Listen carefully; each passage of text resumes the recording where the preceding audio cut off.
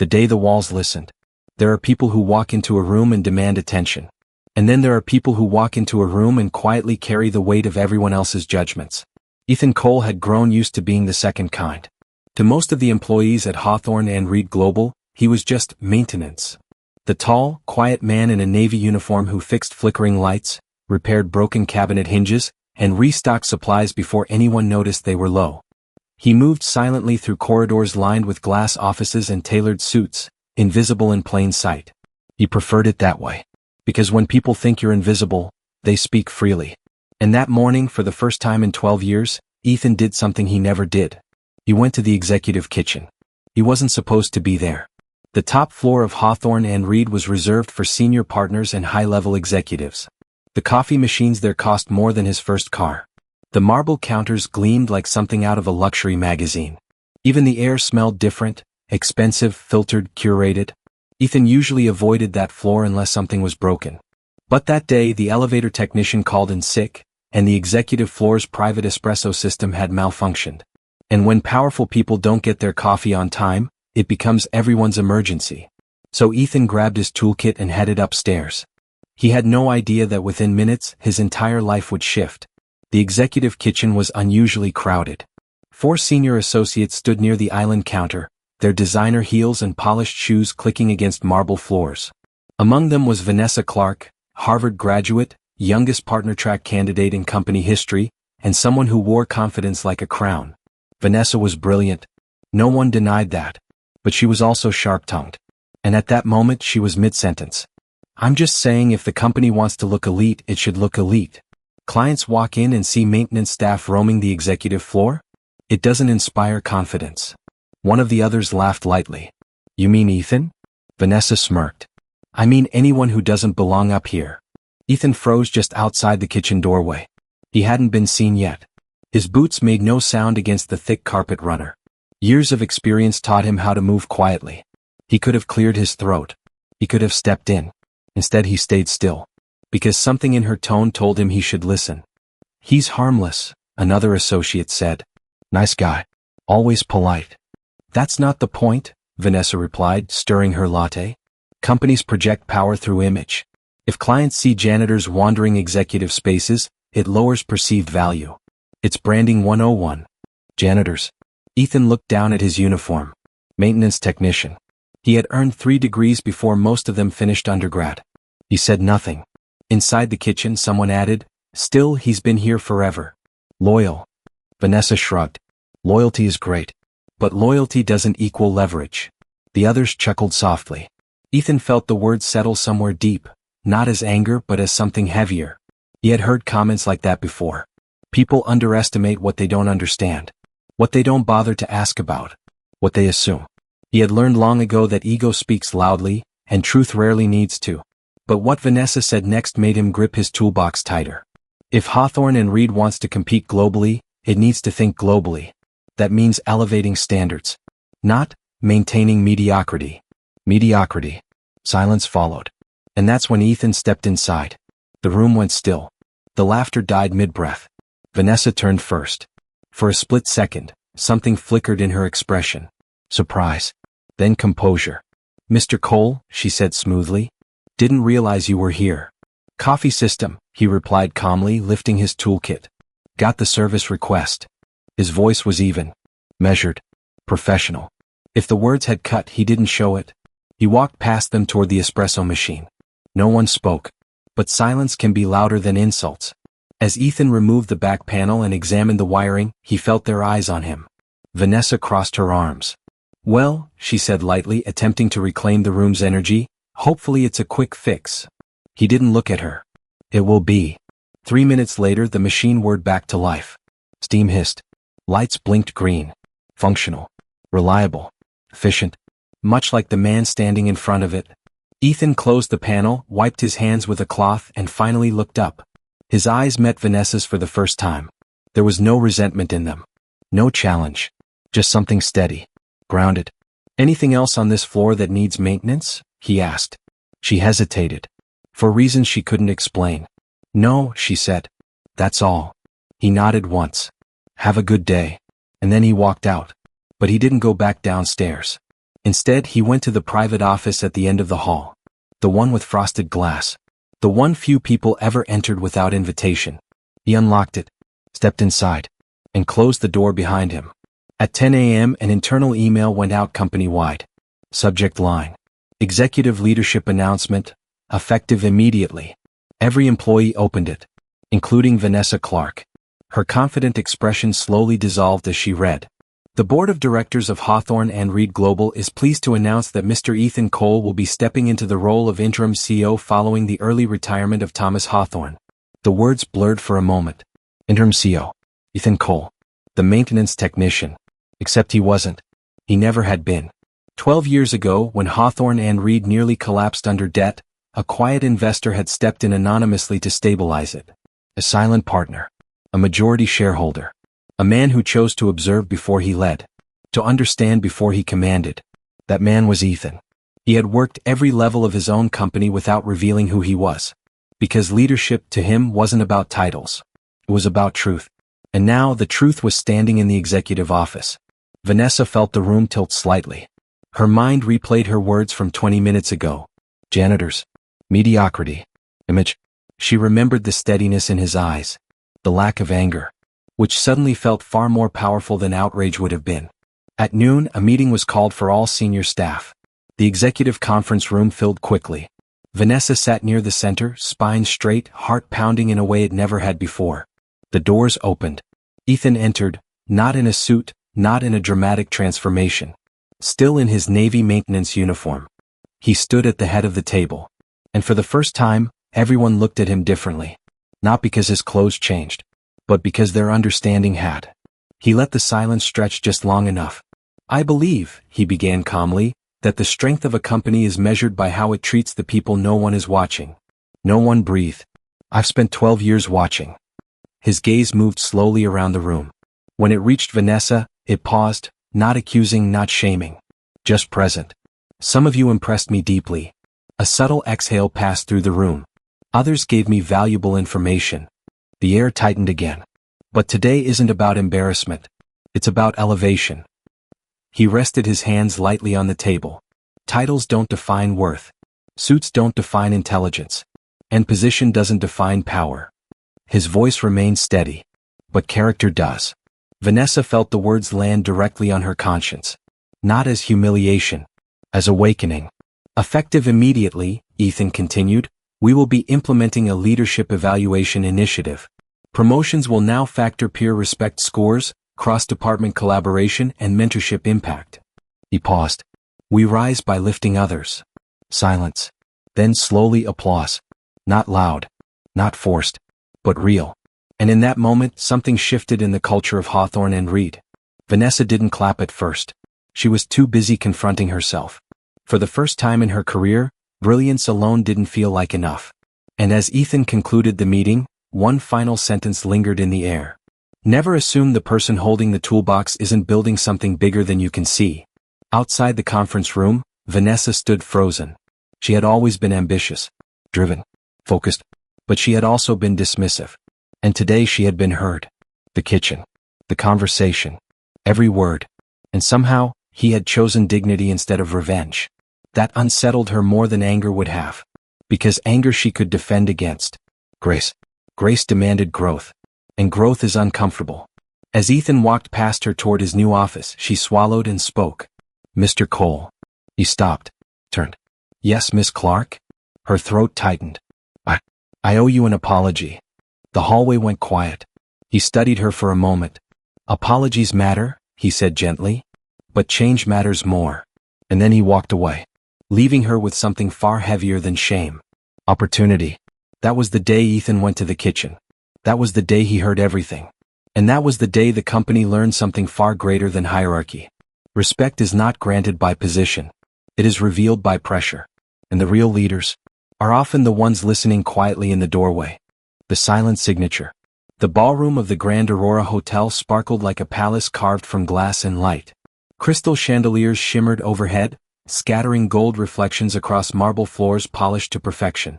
A live string quartet played softly in the background, their melody elegant but tense, like they could feel the weight of what was unfolding. Daniel Brooks sat quietly in his wheelchair near the center aisle. His tuxedo was tailored to precision, midnight black with a satin lapel that caught the light just enough. His posture was straight, his expression unreadable. Across the room, whispers moved like wildfire. Can you believe she's actually marrying him? I heard he got lucky with some insurance settlement. Poor girl, she could have done so much better. Vanessa's parents stood near the stage, greeting high-profile guests with smiles that barely masked their discomfort. Her father, Robert Whitmore, adjusted his cufflinks nervously. Once the ceremony is done, he muttered to his wife, this situation will be behind us. But nothing about today would go the way they expected. A groom everyone underestimated. Daniel wasn't born into wealth. He wasn't handed success. And he certainly wasn't pitted into power. 5 years ago, Daniel had been a senior systems architect at one of the fastest-growing tech companies in the country. He built infrastructures for hospitals, schools, and government systems. Quietly brilliant, obsessively disciplined. Then came the accident. A semi-truck driver texting at 70 miles per hour. A crushed spine. 3 surgeries. And a diagnosis that ended the life he once knew. Paraplegic. For most people, that word would have been a period. For Daniel, it became a comma. While recovering, he watched the world treat him differently. Doors closed, literally and metaphorically. Investors pulled out of early-stage ideas he had pitched before the accident. Colleagues stopped calling. Pity replaced respect. He learned something powerful in those silent months. The world doesn't test your strength when you're winning. It tests you when it thinks you've lost. So Daniel built something new. Something no one saw coming. The low-status lie. Back in the ballroom, Vanessa stood at the far end of the aisle, breathtaking in white. But behind her poised expression was a storm. She knew her parents believed she was making the biggest mistake of her life. What they didn't know was that Daniel had asked her not to tell them anything. Let them see what they choose to see, he had told her weeks earlier. People reveal who they are when they think you have nothing to offer. Vanessa had struggled with that decision. But she trusted him. And now the moment was here. The officiant cleared his throat. Guests took their seats. Robert Whitmore gave Daniel one last dismissive glance before walking his daughter down the aisle. He didn't notice the convoy of black vehicles quietly pulling up outside. The unexpected arrival. Just as the ceremony began, the ballroom doors opened. Heads turned. 3 sharply dressed executives entered, followed by 2 attorneys carrying leather portfolios. Their presence wasn't loud, but it was commanding. Robert frowned. Who invited them? Vanessa's mother whispered, they look important. One of the men approached the front row and gave Daniel a respectful nod. Mr. Brooks, he said calmly, we're here as requested. The room shifted. Requested? Requested by who? Daniel gave a small nod. Thank you for coming. Vanessa's father's expression changed. Confusion. Then irritation. Excuse me, Robert said sharply. This is a private ceremony. The executive smiled politely. Sir, we're aware. We won't interrupt. We're simply here to witness the signing. Signing of what? Robert demanded. Daniel looked at Vanessa. She squeezed his hand. Then he turned toward the room. The final acquisition agreement. Silence. The word hung in the air like a thunderclap. The truth revealed. The lead executive stepped forward.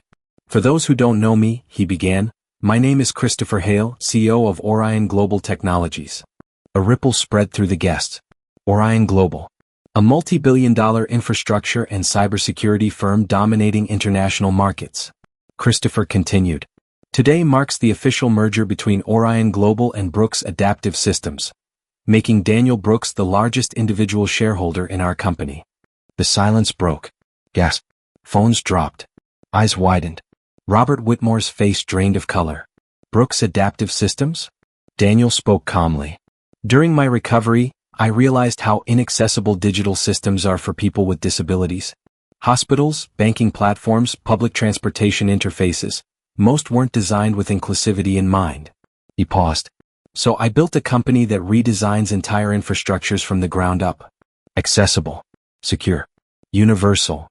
Vanessa looked at him with quiet pride. We've spent the last 4 years developing proprietary technology that integrates directly into existing government and enterprise systems, Daniel continued. And as of this morning, we're valued at $2.8 billion. The room erupted in stunned whispers. Robert staggered back slightly, gripping a chair for balance. That's impossible, he muttered. Christopher Hale corrected him gently. It's historic. Instant karma. Suddenly, everything people thought they knew collapsed. The poor disabled groom. The gold-digging bride. The tragic compromise. All illusions. Daniel hadn't wanted applause. He hadn't needed validation. He had simply waited. Waited long enough for the truth to expose everyone's assumptions. Vanessa's mother approached slowly, her voice shaking. Why didn't you tell us? Daniel's answer was soft. Would it have changed how you treated me? No one could respond. Because they knew the answer. Yes. The final signature. Christopher handed Daniel a sleek silver pen. Whenever you're ready. Daniel adjusted slightly in his chair and signed the agreement resting on a portable table beside him. Flashbulbs exploded. The deal was official. And just like that, the man they pitied became the most powerful person in the room. Not because of money, but because he never let their doubt define him. A father's realization. Robert Whitmore slowly approached Daniel. Gone was the arrogance. Gone was the condescension. I misjudged you, he admitted quietly. Daniel met his eyes. You judged what you saw, he said. Not what I built. Robert swallowed hard. For what it's worth, I was wrong. Daniel nodded once. Most people are. At first. But then he did something no one expected. He extended his hand. Not to show dominance. Not to humiliate. But to forgive. Because real power doesn't need revenge. It commands respect by example. The ceremony resumes. The officiant, still stunned, cleared his throat. Well, shall we continue? Laughter broke the tension. And this time, when Vanessa walked toward Daniel, there were no whispers of pity. Only awe. Only respect. Only the undeniable truth. The man in the wheelchair wasn't the weakest person in the room. He was the strongest. But as vows began to echo through the ballroom, a phone buzzed urgently in Christopher Hale's pocket. He glanced down. His expression shifted. Concern. He stepped forward, whispering something into Daniel's ear. Daniel's jaw tightened. Vanessa noticed immediately. What is it? She whispered. Daniel looked toward the entrance. The driver of the truck that hit me. He paused. He's here. And he wasn't alone. The man who thought he got away. The music had stopped. The vows were mid-sentence. And now every eye in the Grand Aurora ballroom shifted toward the entrance. Daniel's hands rested calmly on the wheels of his chair, but inside, memories were colliding, metal twisting, glass shattering, sirens screaming. Christopher Hale leaned closer. It's him, he confirmed quietly. Mark Delaney. He just walked in with legal counsel. Vanessa's grip tightened around Daniel's hand. Why would he be here? She whispered. Daniel's voice was steady. Because karma doesn't knock quietly. The night that changed everything. 5 years earlier. A rain-soaked highway outside the city. Daniel had been driving home after finalizing a major infrastructure contract. His phone was in the glove compartment. His focus was on the road. The semi-truck behind him wasn't so careful. Mark Delaney, late on a delivery, frustrated and distracted, was scrolling through his phone while driving 70 miles per hour. He never saw traffic slow. He never touched the brakes in time. The impact crushed Daniel's vehicle like paper. Mark walked away with minor injuries. Daniel didn't walk at all. In court, Mark's legal team painted it as an unfortunate accident. They minimized the texting evidence. Negotiated a settlement through the trucking company's insurer. Daniel could have dragged it out for years. He didn't. He was fighting bigger battles, learning how to live again.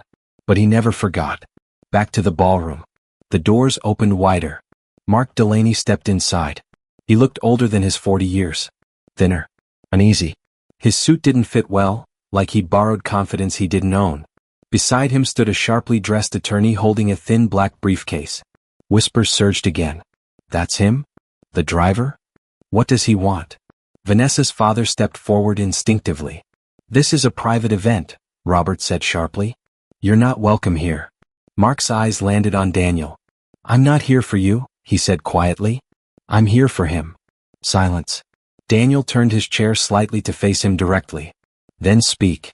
A collapse no one expected. Mark swallowed.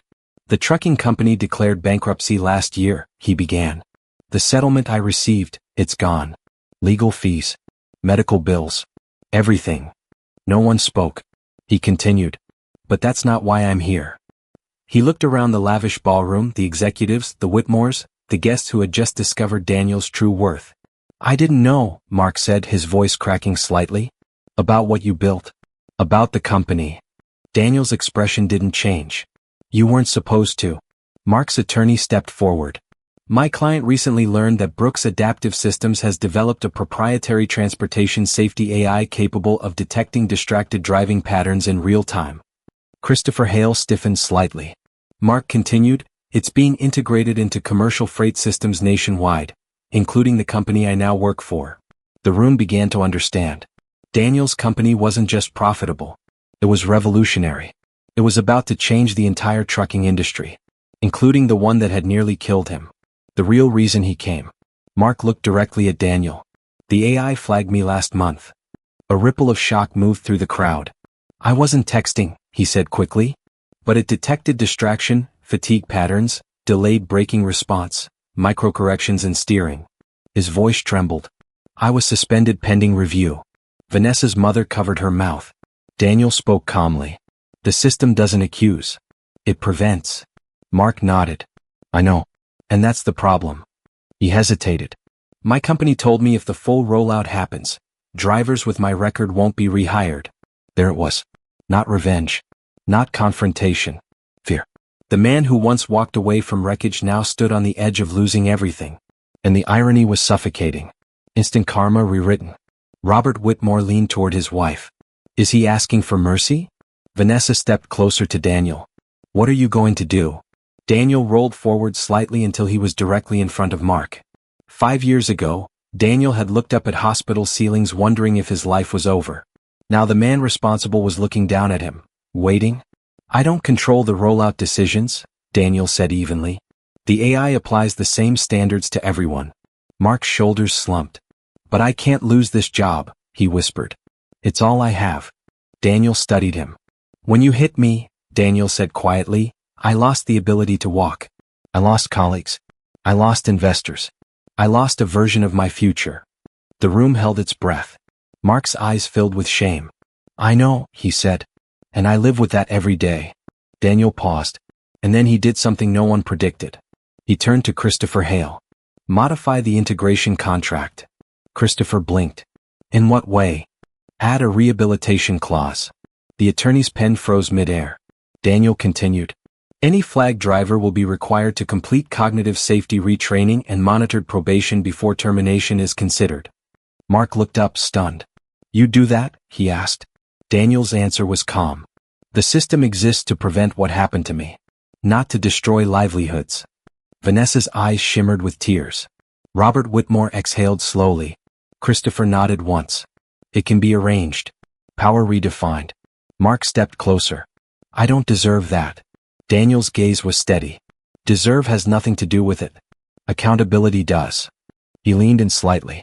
You'll complete the program. You'll pass the evaluations. And you'll drive knowing that every second you're behind lives depend on your focus. Mark nodded quickly. Yes, I will. And if you fail? Daniel asked. I won't, Mark said firmly. For the first time, Daniel saw something different in him. Not arrogance. Not avoidance. Responsibility. The wedding continues. Mark stepped back humbled. I'm sorry, he said quietly. For everything. Daniel gave a single nod. Make it mean something. Security gently escorted Mark and his attorney out, not as criminals but as men given a second chance. The ballroom remained silent for a long moment. Then Vanessa squeezed Daniel's hand. You just changed the industry, she whispered. Daniel shook his head slightly. No. I changed the standard. The officiant, visibly overwhelmed, adjusted his glasses. Well, if there are no further industry-wide policy reforms to address. Laughter burst through the room. And finally, the vows resumed. A new beginning. I, Vanessa Whitmore, take you, Daniel Brooks. Her voice was steady now. Not because of what you built, but because of who you are. Daniel's reply was just as certain. I, Daniel Brooks, take you, Vanessa Whitmore, and promise that no matter what changes around us, I will never stop building a future worth standing for. Even if he could not stand. Applause thundered as they were pronounced husband and wife. But this wasn't just a wedding. It was a declaration. The man they pitted had become the man who set the rules. The driver who once escaped consequence now faced accountability, with dignity. And the family who underestimated him had witnessed what real strength looks like. Not in walking. Not in wealth, but in restraint. As Daniel and Vanessa shared their first dance, Christopher leaned toward Robert Whitmore. "You know," Christopher said quietly, "your son-in-law is about to become one of the most influential figures in global infrastructure reform." Robert watched Daniel spin Vanessa gracefully with subtle movements of his chair. "Yes," he replied softly. "I finally see that." But across the ballroom, unnoticed, one guest slipped out quietly, making a phone call. "Yeah," the voice whispered. "The Brooks system, it's bigger than we thought." Pause. "No. He doesn't know yet." The line went dead. And somewhere far beyond the wedding lights, a storm was forming. The storm behind the spotlight. The applause from Daniel and Vanessa's first dance had barely faded when the celebration shifted into full reception mode. Crystal glasses clinked. Laughter returned. The string quartet transitioned into something lighter. But across the ballroom, near the tall arched windows, a man in a charcoal suit stood alone. His name was Victor Kane. And unlike the others, he wasn't impressed. He was calculating. A threat to an empire. Victor Kane was the founder and CEO of Titan Freight Systems, one of the largest commercial transportation corporations in North America. For decades, Titan dominated highways, logistics contracts, and government transport bids. Their influence stretched quietly into policy rooms and procurement boards.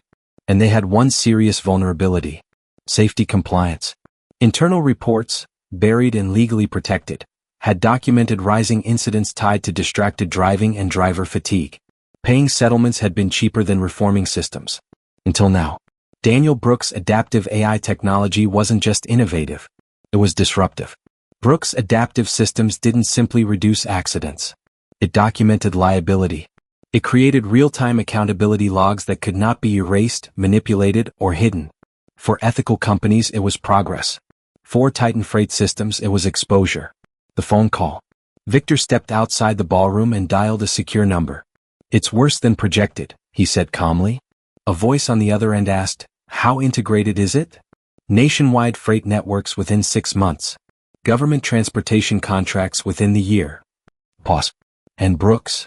Victor glanced back through the glass doors at Daniel laughing beside Vanessa. "He's not just a tech founder," Victor said. "He's strategic." Another pause. "Options." Victor's jaw tightened slightly. "Pressure investors. Delay regulatory approvals. Question the algorithm's reliability. And if that doesn't work?" Victor's voice dropped. "Then we attack credibility." Back inside, Daniel felt it before he saw it. A shift in energy. Christopher Hale approached him near the head table. "You look like a man who just sensed a problem," Christopher said quietly. Daniel nodded once. "Titan Freight has government contracts pending renewal, doesn't it?" Christopher's expression sharpened. "Yes." "Why?" Daniel glanced toward the entrance doors where Victor had just re-entered. "Because that's Victor Kane." Christopher followed his gaze. "Titan CEO," he confirmed. Vanessa overheard just enough to step closer. "Is that bad?" she asked softly. Daniel's answer was measured. "It means the real battle hasn't started yet." The confrontation. Victor didn't wait long. He approached Daniel directly, carrying a glass of champagne but not drinking it. "Mr. Brooks," Victor said smoothly. "Congratulations. Quite a performance." Daniel met his eyes calmly. "It wasn't a performance." Victor smiled faintly. "No. It was positioning." Vanessa stepped slightly to Daniel's side, not defensively but visibly united. Victor continued. "Your AI integration model is impressive. Ambitious. But rapid rollouts can be unstable." Christopher stepped in politely. "The testing phases exceeded federal benchmarks." Victor didn't look at him. "Benchmarks are flexible," he replied coolly.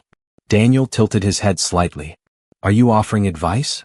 Victor's smile thinned. "I'm suggesting caution. Industries don't change overnight without resistance." Daniel's voice stayed even. "Industries don't improve without it."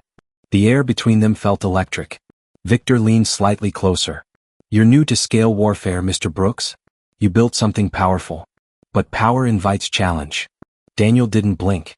"I built it knowing that." A calculated warning. Victor straightened. "There are senators who don't like sudden disruptions to major employers," he said lightly. "There are unions who fear automation. There are regulators who question data privacy." He paused.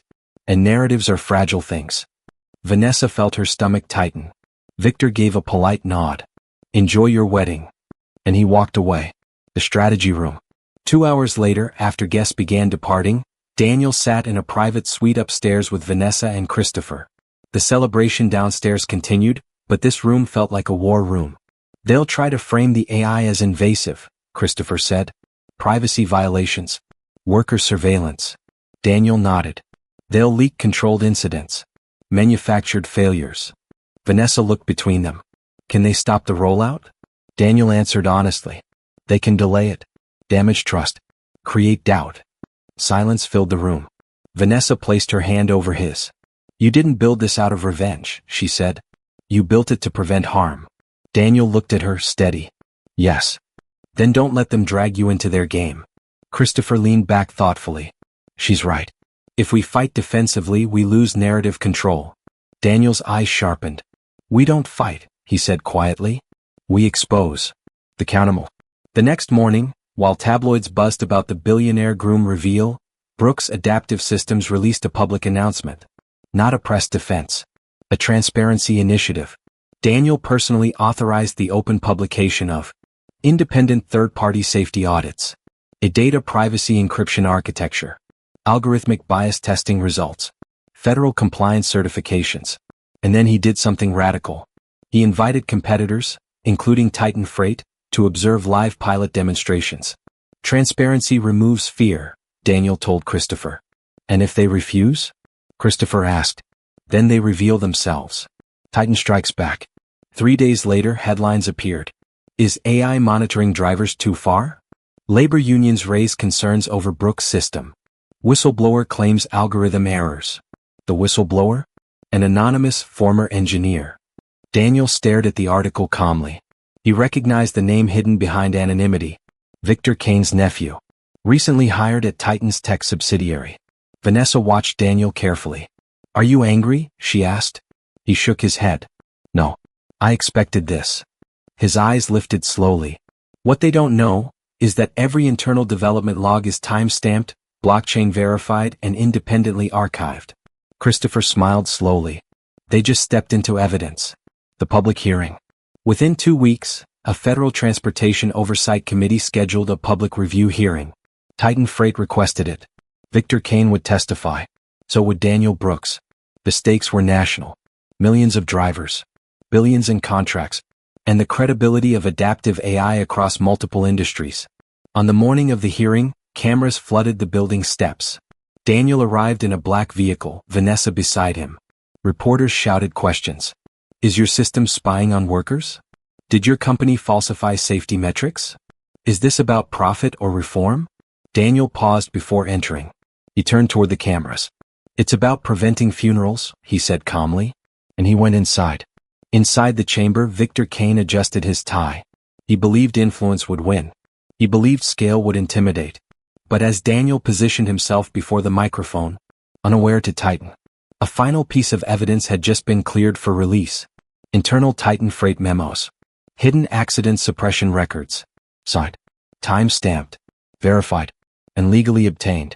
Christopher leaned toward Daniel. Once you speak, he whispered, there's no going back. Daniel's hands rested calmly on the table. I didn't build this to go back. The committee chair called the session to order. Victor Kane smiled confidently. Daniel looked directly ahead. And somewhere beyond the courtroom walls, Titan Freight stock began to tremble. The reckoning. The federal chamber was silent except for the soft hum of cameras and whispered commentary from reporters lining the walls. Victor Kane sat tall at the witness table, hands folded, confidence polished like the marble floors beneath him. Across from him, Daniel Brooks adjusted his microphone. Not nervously. Deliberately. The committee chair spoke first. Mr. Kane, you requested this hearing. You may begin. Victor nodded smoothly. Thank you, Madam Chair. Titan Freight Systems employs over 80,000 Americans. While innovation is welcome, the rapid deployment of unproven AI monitoring systems raises concerns about privacy, job security, and algorithmic error. He glanced toward Daniel. We cannot allow technology to punish hardworking drivers based on flawed data models. Several senators nodded. Victor continued. We believe Brooks Adaptive Systems has overstated reliability metrics and understated potential harm. He leaned back, satisfied. The room felt divided. Then the chair turned. Mr. Brooks, Daniel leaned forward slightly. His voice was calm, measured, controlled. Thank you. He paused, not for effect but for clarity. I built this system after nearly dying because a driver chose to look at a phone instead of the road. A quiet ripple moved through the chamber. This isn't about punishment, Daniel continued. It's about prevention. He tapped a button on the tablet in front of him. Screens behind the committee lit up. The evidence. A timeline appeared. Accident reports. Internal emails. Insurance settlements. All branded with Titan Freight's logo. Victor's expression tightened almost imperceptibly. Daniel spoke clearly. These documents were obtained through lawful whistleblower disclosure and verified by federal safety auditors. He zoomed in on one internal memo. Subject: Cost analysis, accident litigation versus system upgrade. A senator adjusted his glasses. Daniel read aloud. Projected annual litigation cost, $42 million. Projected safety system overhaul cost, $118 million. Recommendation: continue settlement model. The chamber fell into stunned silence. Victor's jaw clenched. That document lacks context, he began. Daniel didn't raise his voice. He didn't need to.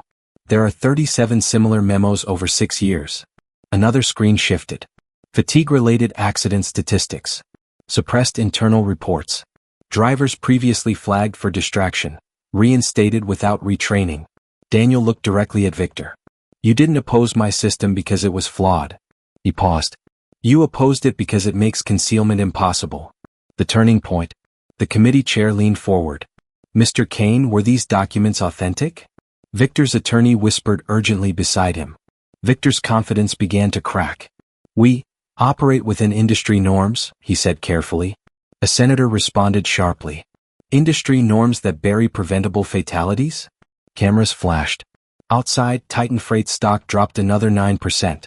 Christopher Hale watched the live financial ticker update on his phone. It's accelerating, he whispered. The human cost. Daniel pressed one final slide. Photos appeared. Crash sites. Memorial candles. Families standing beside framed portraits. I could have filled this room with statistics, Daniel said quietly.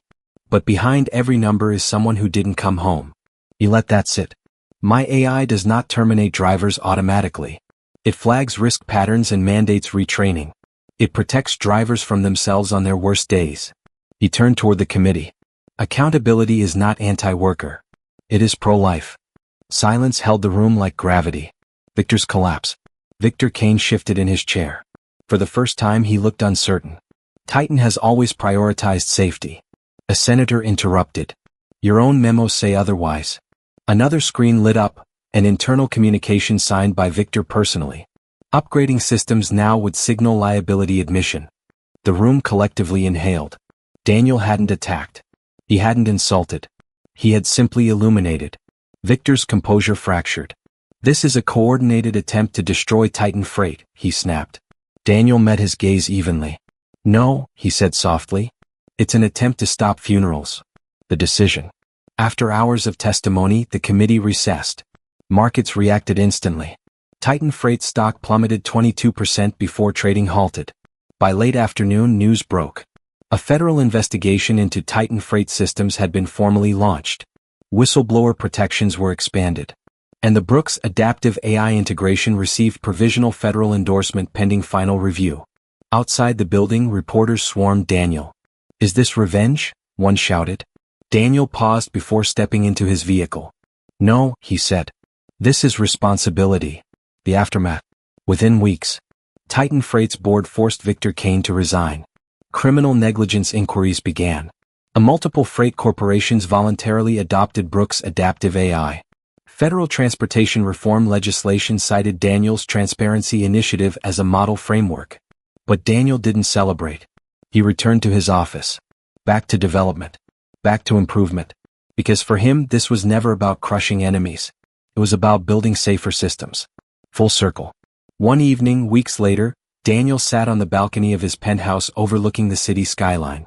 Vanessa joined him, resting her head gently on his shoulder. You changed everything, she said softly. Daniel looked out at the lights. No, he replied. We changed the standard. She smiled. Do you ever think about the night of the accident? He considered the question carefully. Sometimes. And? He looked down at his hands. It took away my legs. He lifted his gaze toward the city. But it gave me direction. Vanessa squeezed his hand. You could have chosen anger. Daniel nodded slowly. Yes. But anger builds nothing. The final twist. Across town, in a modest rehabilitation center classroom, Mark Delaney sat among 12 other commercial drivers. On the screen in front of them was the Brooks Adaptive Safety Program logo. An instructor spoke firmly. This program exists because distraction destroys lives. Mark listened carefully. Not resentfully. Gratefully. Because this time, he had a second chance. Legacy. Months later, Brooks Adaptive Systems expanded internationally. Hospitals implemented adaptive accessibility platforms. Public transportation networks integrated predictive safety AI. Daniel Brooks became known not just as a billionaire, but as a reform architect. The man once pitted in a wheelchair had become the standard bearer for ethical innovation. Not through revenge. Not through ego. But through resilience. And at an awards ceremony honoring national infrastructure reform, Daniel rolled onto the stage to thunderous applause. He looked out at the crowd. Politicians, executives, workers, families, and he said just one thing. Progress is not about power. It's about protection. The standing ovation lasted nearly 2 minutes. But long after the applause faded, highways were safer. Drivers were accountable. Families were intact. And a man the world once underestimated had rewritten the rules.